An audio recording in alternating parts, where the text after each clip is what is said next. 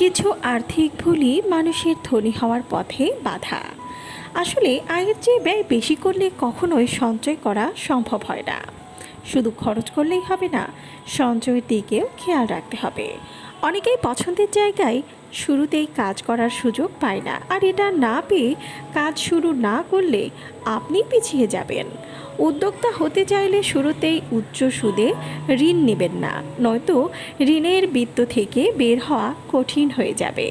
6 মাস চলার মতো জরুরি ফান্ড রাখবেন। যে কোনো বিপদের সময় এই ফান্ড নতুন করে শুরু করতে সাহায্য করবে।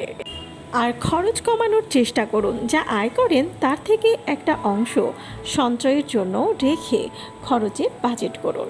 কথায় কথায় নতুন ব্যবসায় বিনিয়োগ করা উচিত নয়।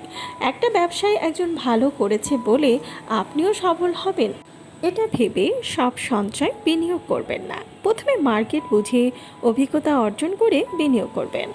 নিজে কাজ করার অনেক ভালো দিক রয়েছে, যেমন আপনি যদি নিজের প্রতিষ্ঠান পরিচালনা করেন তবে স্টাফরা সময় মতো ঠিকভাবে কাজ করবে। আর আপনি যদি নিজে অন্যের প্রতিষ্ঠানে জব করেন তাহলে অফিস কর্তৃপক্ষ আপনার কাজে সন্তুষ্ট থাকবে, ফলে দ্রুতই দায়িত্ব বাড়বে, সঙ্গে আয়ও।